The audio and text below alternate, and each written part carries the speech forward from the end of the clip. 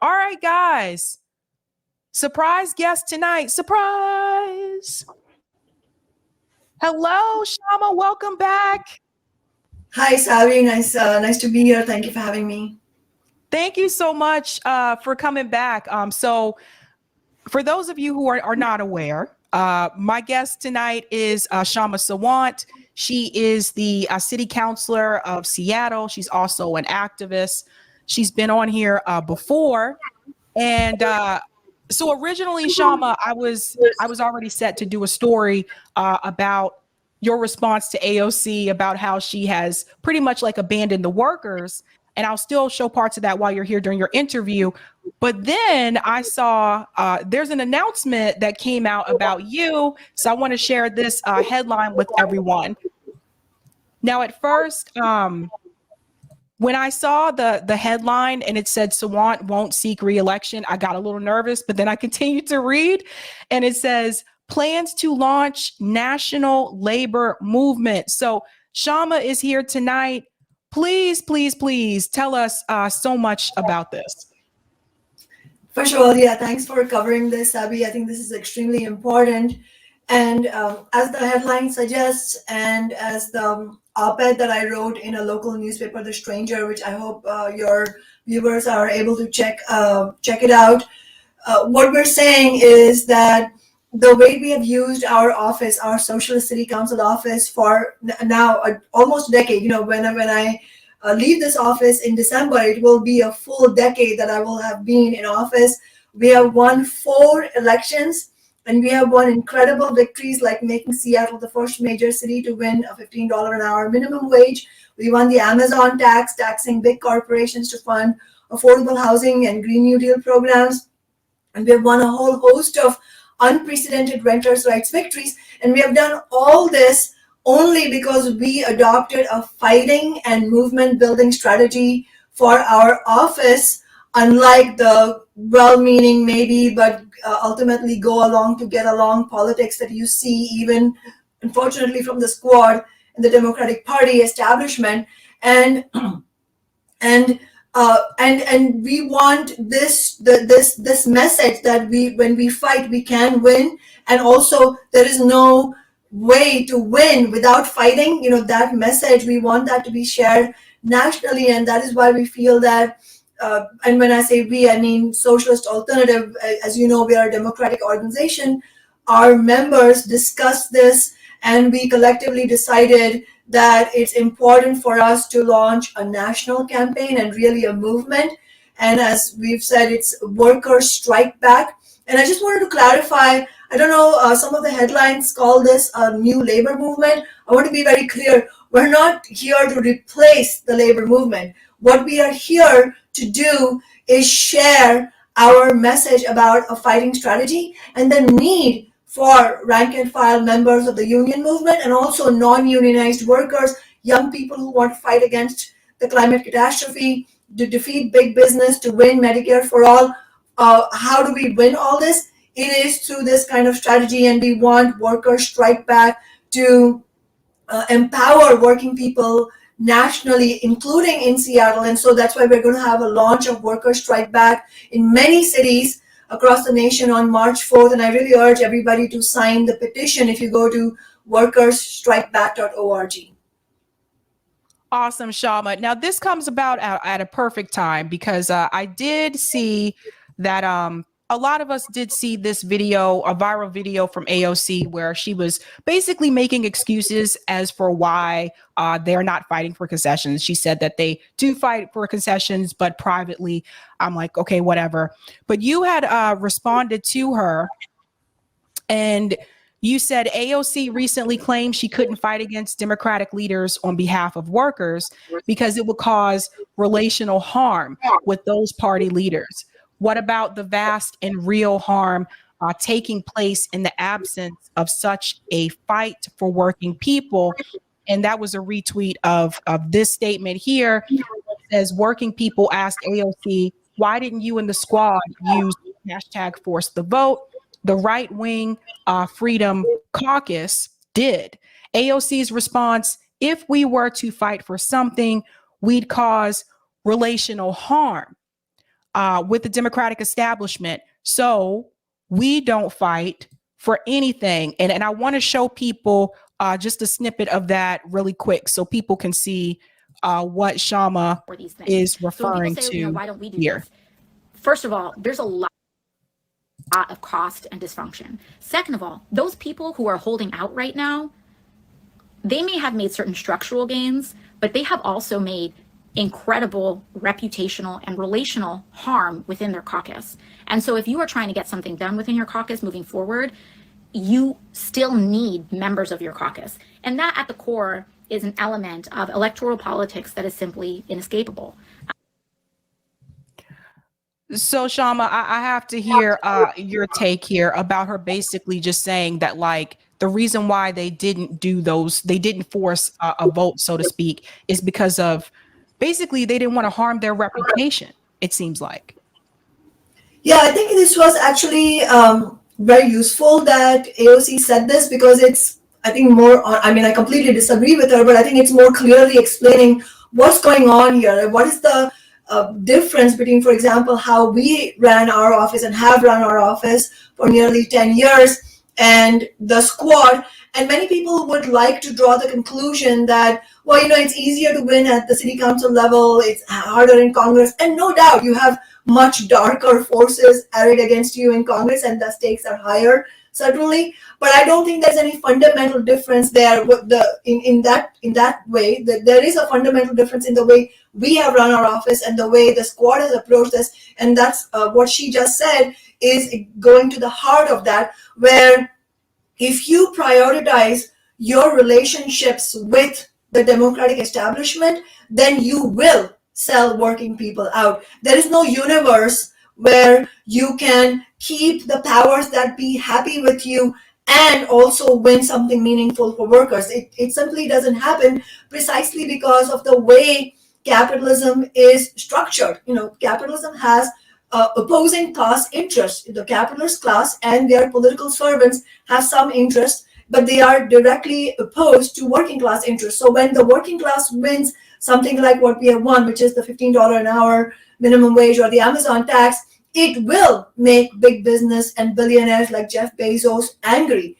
And if you prioritize, or if it's important to you that those powerful people like Nancy Pelosi not be angry with you, then it will keep you from fighting for ordinary people. It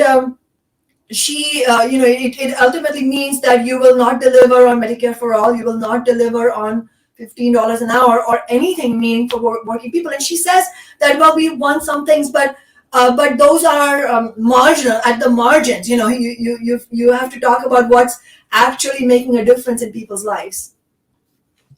Yeah, and some of the things that she discussed that they won, it seemed like those were things that benefited them. Like, we won some committee assignments, we won some seats here and there. And like, that's not what is really helping us per se.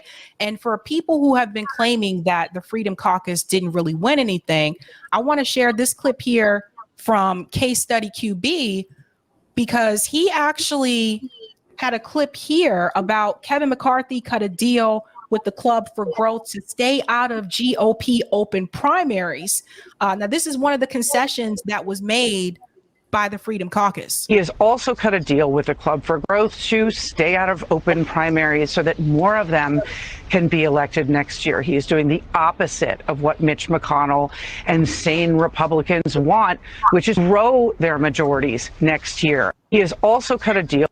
So you see, Kshama, like, this is a big part. I feel like this has been misrepresented, some of the concessions that they have won, because that's huge. Like, something like that, if that would have been on the Democratic Party side, that actually could have helped someone like Nina Turner, because we saw what happened to Nina Turner that last election that she had. All that big money came in at the last minute. It's like, why is it the squad could have done something like that and used that against Hakeem Jeffries, because he actually created a pact to stop other progressives from getting into Congress. But they do nothing. They vote along with it. They fold their hands and throw their hands up in the air, and they don't take tough questions from people either. Yeah, and in fact, we just heard also, and I think others on RBN covered this, the the judge that the New York State governor is promoting, Hakeem Jeffries is supporting me. He's that guy is anti-abortion, anti-worker, anti-poor, and so here you go. All over again, you see the candidate that the leader, so-called leader that the squad ended up supporting, is actually supporting very reactionary interests. And yeah, I mean, if you had seen the squad actually do anything like force the vote, it would have made a huge difference in how we would have set ourselves up for some kind of meaningful victory. And when Socialist Alternative was advocating for force the vote, we made it very clear it wasn't only about forcing the vote. Now, it was partially about that, because part of their job, in our view, if you're going to actually fight for working people in Congress, part of your job is to force votes, to expose the Democrats, because there's a whole range of Democrats who want to pretend that they may be on the side of working people. Maybe they're supporting Medicare for all, but they never want to be put to the test, because they also at the same time want to assure the big money interests like the insurance and pharma industries that don't worry, we're not actually going to let anything happen. So, they keep working people in limbo like this, where you think that they might be on your side, but they're never actually doing anything for you. So part of the purpose of exposing the Democrats and forcing the vote is to force them out in the open, so that working people know these people actually voted against Medicare for all. So there's a real recognition. So educating the working class about the real role of the Democratic Party is part of your job if you get elected as a left candidate. But we always said it was not just about the vote. It was alongside forcing the vote, the squad should have called for force the vote rallies across the nation for Medicare for all. Far from calling for such rallies, using their platform, using their millions of followers on Twitter to actually mobilize people into action. I don't know if they even attended Medicare for all rallies at that time, when Force the Vote on the left was doing that. I went to Medicare for all rallies. I spoke there. I didn't see any of these Congress members there. And we have to be clear, part of the sinister consequences of the left not really having a leadership fighting for our side, fighting for working people, is that it then leaves a vacuum for the far right to come and pose as saviors of workers. I mean, yes, the Freedom Caucus actually one of the things that you mentioned, the left should have fought for it, keeping the super PACs, big money PACs out of elections. Another thing was 72 hours to read any bill. These are actually something that the left should have fought for. But to be clear, for the most part, this is a dangerous development that the far right, the right wing, is getting any kind of credence here. It's like the senators, like Marco Rubio and Josh Hawley and Ted Cruz, completely disingenuously voting in favor of the paid sick leave for railroad workers while knowing that the bill is going down in flames in the Senate. Why did that happen? Because the Democratic Party and the left inside the Democratic Party has created that room for them. And it's not only the squad, let's be clear, it's Pramila Jayapal, the chair of the Congressional Progressive Caucus, and the entire Progressive Caucus. They are 100 strong. What are they doing there? They say they're progressives. What are they doing? Well said. And I want to go back to this clip really quick, because there's a little bit more that she says here. And Eric, go ahead and boost this if you can. Faction that is in a lot of trouble moving forward, including despite having made certain structural gains. So a lot of people, I mean, this was like very bloody. Like, think of it like a really bloody bar fight. Like, no one comes out with all their teeth, without any broken noses, with everyone has had some blood drawn, and we haven't even been sworn in yet. As opposed to the Democratic caucus. Now, the strength here, when you are in a minority, the play here is to be united as much as possible, because if you don't have people who break, then you can pick off the other side with just a matter of a handful of people. So as long as Democrats don't remain united in a minority, then all the votes you need to win on a certain thing are, depending on how a margin is, 3, 4, or 5. And people say Lauren Boebert has more spine than you. Lauren Boebert won her race by 500 votes. Lauren Boebert took a Trump plus 9 district and nearly lost it to an up-and-coming Democrat as an incumbent member of Congress. But to that point, Kshama, I will say that actually works out more in Lauren Boebert's favor, because I know Lauren Boebert's race was really close this time around. But even though her race was really close and she almost lost that election, she still was willing to go in and push back and say, no, I'm not going to vote for Kevin McCarthy unless he gives us these concessions.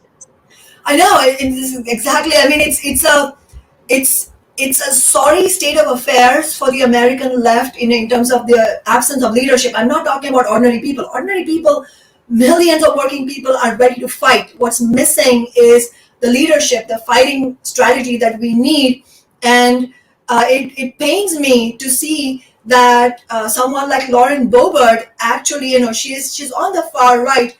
Her agenda is not, I don't mean her personally only, but the far right's agenda is to try and dismantle workers' rights. The case in the Supreme Court, that is something that they're going to support, ending really negatively impacting the right to strike, Social Security, Medicare, all the gains that workers have won from the past.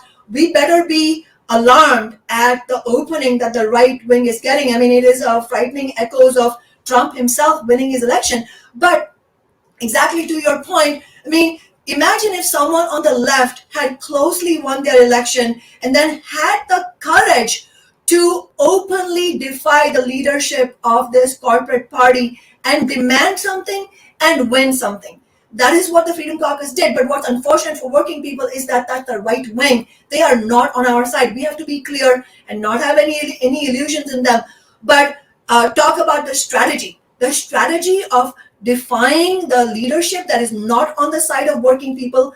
Who if you claim to be on the side of working people, then you have to defy the leadership of a party that is not on the side of working people. So when AOC talks about being united, I mean, it's I'm not surprised to hear her say this, but it's also just stunning that and it really pains me, because unity with whom? Unity with Nancy Pelosi and Chuck Schumer and Joe Manchin and Hakeem Jeffries? No, that kind of unity is corrosive to the interests of working people. And so you should, you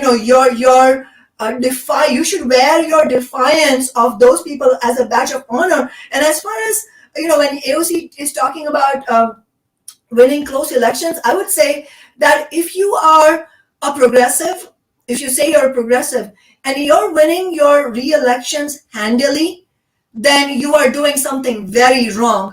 Because I can promise you, if you are fighting for working people, let alone actually winning something for working people like we have, then expect every re-election campaign to be a massive fight. We have won 4 elections in Seattle, but we have never coasted to victory. And that is not because we don't know how to fight. That's because we are so effective in winning for working people and mobilizing working people that we are always a threat. We are always a thorn in the side of the Chamber of Commerce and the powers that be. That is why they unleash millions of dollars and all kinds of lies. They have used all kinds of attacks, lawsuits, false ethics complaints against us. They have used everything against us to try and defeat us. And you saw they tried a recall against us also, and we defeated them. And when she was, AOC was talking about close elections, it actually reminded me of the New York Times.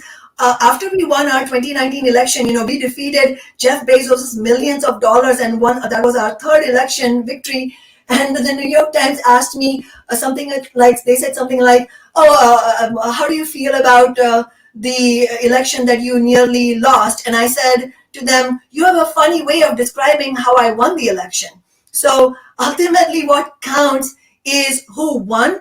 And if you won by defeating all the forces against you, then it shows that you are mobilizing working people and you're actually fighting for them. And, just to quote one of the lobbyists for the corporate landlord, industry, a few years ago when he retired, he spoke more honestly when he retired.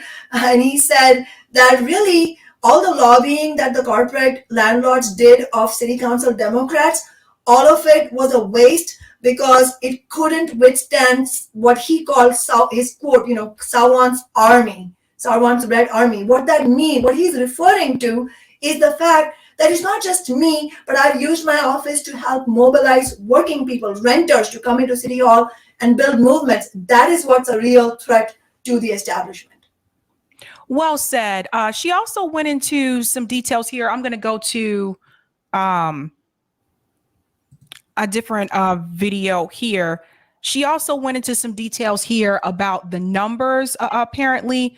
So let me go ahead and start this. This is where she's asked the question. Negotiate to get concessions. We do all the time. But what we don't do is bring them publicly in order to empower not just Republicans, but the fascist flank of the Republican Party. And ironically, a lot of the concessions that Kevin McCarthy, in nature, they're not the same ones, of course, but the nature of some of these concessions actually do overlap with some of the concessions that have been the subject of private negotiations on the Democratic side. We have also negotiated for certain budgetary, we have negotiated for certain budgetary rules. We've negotiated there have been negotiations around committees, budgetary rules, and very similar kind of scopes and areas. But nothing for the American people, though, Kshama. Oh yeah, and in fact, even the ones that she says that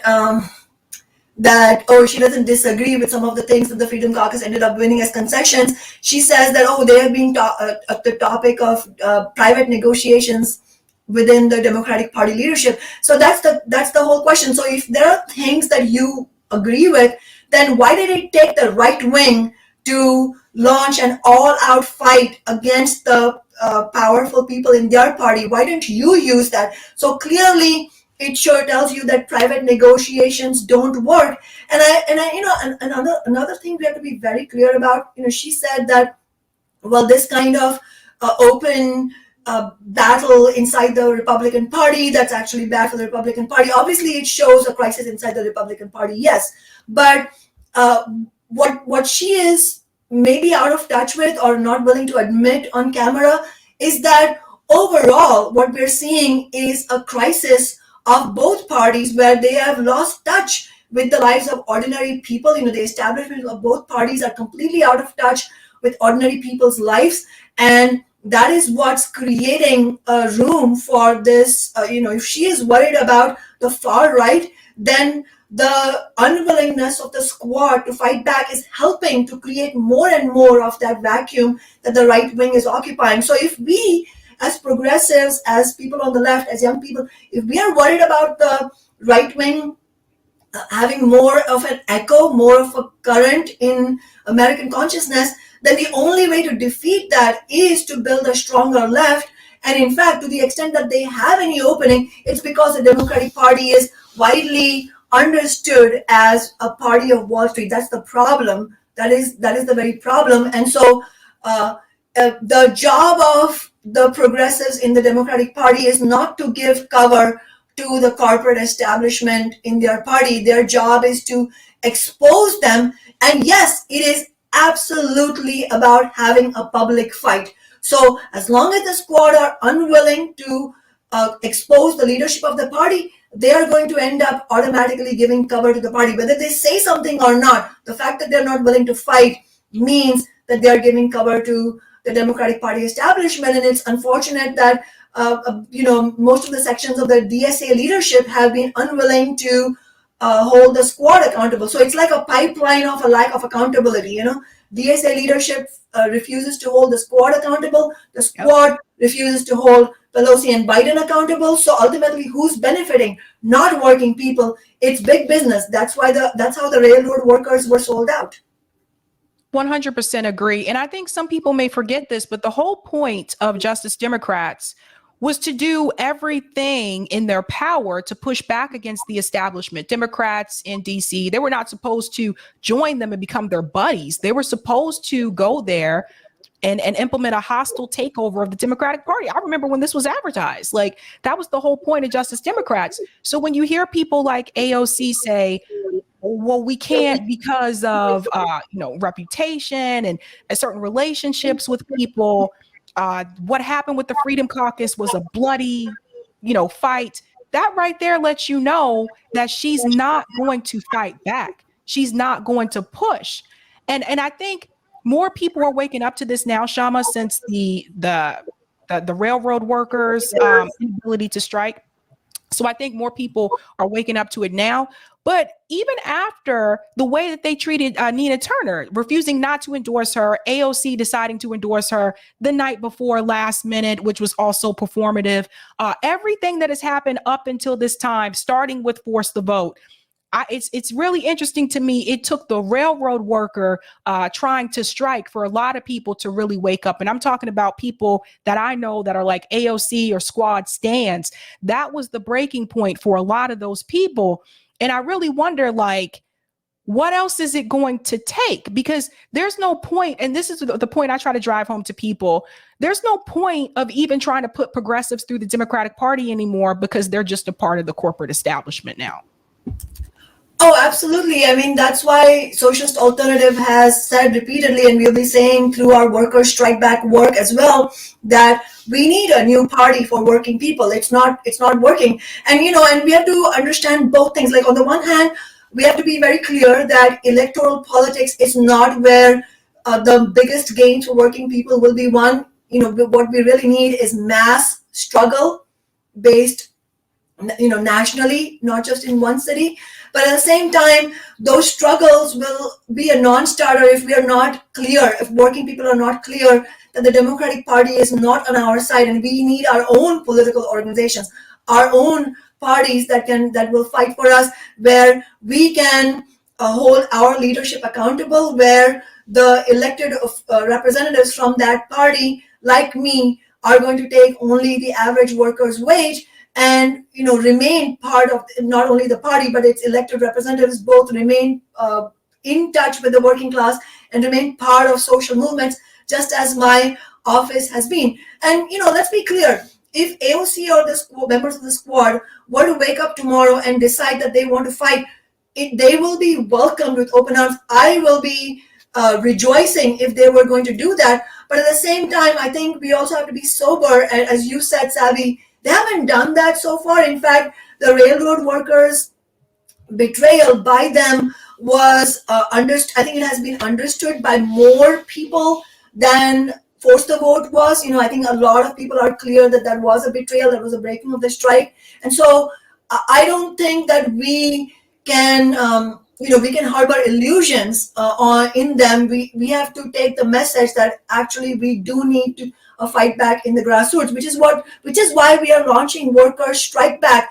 In reality, it should have been and I said this morning at the press conference, it should have been the leadership of the labor movement that launched something like Worker Strike Back. Like the union movement in the UK launched Enough is Enough, because we need a campaign at that scale. It's a scale of hundreds of thousands in the UK. Here it should be in millions of people, proportionate with the population.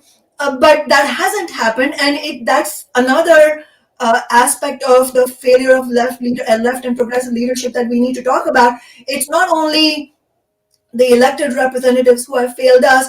Unfortunately, a big section of the labor leadership is so tied to the Democratic Party that they are not willing to call out the Democrats. They are not willing to run independent candidates. They are not willing to use strike action boldly, mobilize the rank and file to fight for strong contracts. Unfortunately, much of the labor leadership has for decades used a strategy of what we would call business unionism, trying to make peace with the bosses while winning gains on the margins for the rank and file. That doesn't work. We need a rank and file led militant revival of the labor movement. And just to give a concrete example of what I'm talking about, right now, as we know, the Supreme Court, the conservative Supreme Court, has chosen to hear the Glacier Northwest versus the Teamsters case. Let's be clear, this is not about any one union or Teamster local. This is the conservative Supreme Court and the billionaire bosses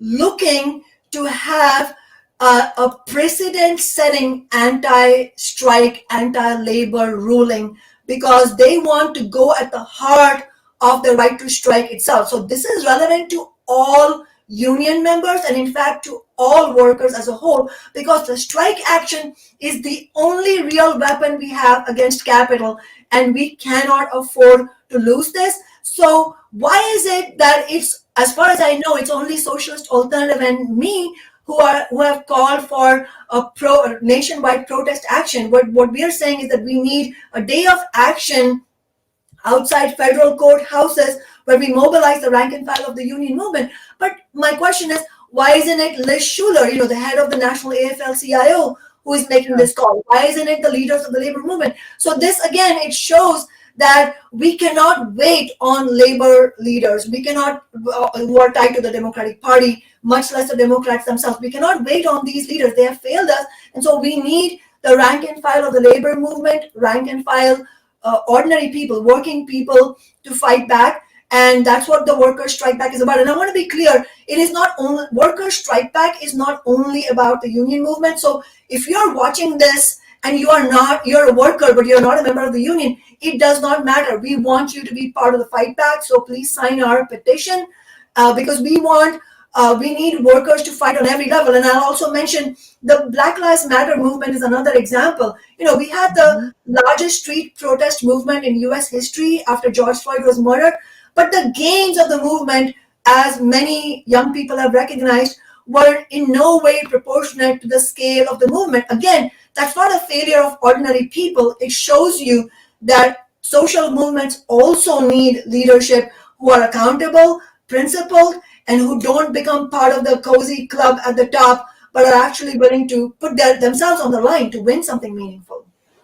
100%. And I want to show everyone the demands here. This is Workers Strike Back. And here are some of the demands. Workers need a real raise, good union jobs for all, fight racism, sexism, and all oppression, quality, affordable housing, and free healthcare for all. And I like the fact that you have this here, Kshama, the healthcare, because again, still advocating for everyone to have healthcare, but it's not attached to a political campaign. I think that's incredibly important. And also, no more sellouts. We need a new party. This is something that I think, and Eric, thank you so much for putting the link to the site in the chat. This is something I think, Kshama, that people, a lot of us in the progressive movement expected Bernie Sanders to do. But did not happen. So I really, really appreciated this. Thank you so much. And then here is the petition. Eric, can you put the link to the petition in the chat so people can sign? If you agree with our demands, sign our petition. Well said. Well said. I'm glad that this is happening, Kshama. One thing I will ask, because I know this question is coming up as well. I think Case Study QB's in the chat. He just asked this question. Thanks for the super chat, Case. Will a socialist run to replace you on the council? Well, for Socialist Alternative, it is, as I've said many times, it's for us, we engage in this question collectively and democratically. So it's never going to be about me or any other individual. And for us, the guiding principle is, what is the best way in which Socialist Alternative can use our resources to further the cause of the working class? So at this moment, we are not in a position to run a candidate. As I said, we are launching Workers Strike Back. And so the launch of Workers Strike Back is going to be in multiple cities around the nation. It's not just in Seattle. So if you live, in Boston, Minneapolis, New York, Houston, Orlando, we're going to have launch events in many cities. If you sign the petition, you will get the information. And if it's not in your city, you can, I'm sure, get on a Zoom call and remotely attend the launch of Workers Strike Back. And we really need genuine socialists to run in many cities. And we don't rule out that Socialist Alternative could run a candidate in the future. But right now, we're going to be launching Workers Strike Back. And also, I don't know if I mentioned, alongside Workers Strike Back, we're also launching a video broadcast in the summer called On Strike, where we want to discuss all these issues. And also, we're going to be on the ground when struggles break out. I mean, two very crucial struggles I hope will the rank and file will take the lead on is the UPS contract renewal and the West Coast port workers contract, the longshore workers contract renewal. These are two going to be crucial battlegrounds. 100%. I'm definitely going to sign the petition. This is something I've been looking towards. I think a lot of people they're looking for something to do, Kshama. I talk to people on call in twice a week, and I hear the same things every night, that people want something else to get involved in, to be passionate about.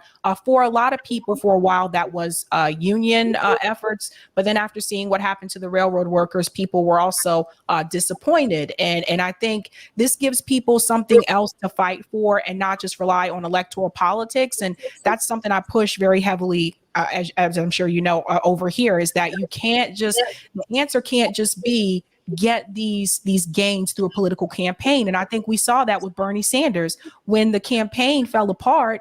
Well, it's like the demands just disappeared, and there was no leader in the movement anymore. So there has to be something else for people to get involved with and still fight for those things. Absolutely agree. Awesome. Awesome. So, Kshama, thank you so much. I know this was mad last minute, but what advice would you give to people? I mean, other than like workers strike back, like I said, like this is phenomenal. I think this is huge. What advice would you give to people who are thinking about doing something similar to what you did? For example, running for city council. I've told people I think city council positions are heavily important because they control the budget. A lot of people are not aware of that. Running for those positions and then still being active in the community. What advice do you have for people about that? How they can still do both? You know, I don't know if people will, those who are genuine and really want to run for office, I don't know if they're going to like to hear what I'm going to say, but I think, and it's not just my opinion, this is the experience of having been in office for a decade, and also past lessons from historical lessons speaking here. It's not just the opinion of an individual, that if you want to do what we have done, which is actually, like not sell out and also not be marginalized, that those are two important components, and not just be about rhetoric and ideas, but put those ideas into action and win material gains for working people. And even bigger gain that we have won is not even more than the material gains we have won, which is all very important, because people still, I was just telling another reporter today, when we won the $15 an hour minimum wage, and I would be shopping at Goodwill, the Goodwill store, or the local grocery store, literally workers have come up to me in tears and holding my hand saying, the $15 an hour minimum wage, that made all the difference to my family's life. And same with the renters' rights victories that we have won, like the 6-month notice for rent increase and so on. People come up to me and say, this has really made a difference. But even more than that, what the real gain in many ways of the reforms we have won is the increasing clarity that, first of all, what does it take to win? And it's actually possible to win. Raising workers' confidence is what we have done. But the bottom line, Sabby, unfortunately, is that if you want to do the kind of work we have done using our office, you cannot do it alone. So the reason that we have been successful, and that is why I'm using the pronoun we and not I, is because it was never just me. If it was just me, with all the good intentions and the talent and the quality that anybody might, any individual might embody, none of that is going to be enough to actually do what we have done. The reason we have succeeded is because I have had, and together we have had Socialist Alternative, which is an organization rooted in very strong scientific ideas, which in other words is Marxism, and combining that with extremely dedicated and self-sacrificing individual members who are themselves part of the working class, and then using all of that to build wider struggles of ordinary people, whether it's renters or young people fighting in BLM or against climate change, and union members. It is through all of that that we have been able to do it. And so if there's any individual who's watching this who thinks that they should run for office and do what we have done, my honest suggestion to them would be, don't, unless you have an organization with you, it's better that you join Workers Strike Back and then we actually collectively push for something. Or if there are struggles locally that are breaking out, be part of that struggle and help build those struggles, bring the fighting strategy that we have used here to bear in those struggles and win victories, because that is the only way we can progress. And really, at the end of the day, that's part of the answer to this question also is that we do need more candidates to run who will fight like I have done. But for that, we genuinely need a new party for working people, so that that party can stand behind you, stand with you, and make sure that you are not alone. You alone cannot fight the establishment. Well said. Kshama, have you shown this to Chris Hedges yet? Yes, we just talked to Chris Hedges today, and he said he's going to get back to us and probably going to be on his show soon. Awesome, because I was going to send it to him because he was just here recently and he was mentioning we should have started something for the workers a long time ago. So I know he would be pretty excited about this. Absolutely. But thank you so much for coming on, Shauna. I really do appreciate it. Again, I know it was kind of last minute, but thank you so much. And I'll definitely fill out the petition, and I'm really excited about this. Thank you so much, Sabby, for signing the petition and also for having me on at last minute. I really appreciate it. Thank you. Talk to you later. After you, bye-bye. All right, guys. If you've been looking for something to get involved in, this is the jam. Again, Workers Strike Back. We're going to talk about this tonight on Call-In. So I want to hear your takes about this again. Guys, this is not a partisan thing. It's not a partisan thing. If you're a worker, you support the workers, this is something you should get involved in. I don't want to hear, I'm a Democrat, so I can't. I'm a Republican, I can't. This is not about that. Put all that aside. Okay, just put all that aside. And let's work together and let's get something done.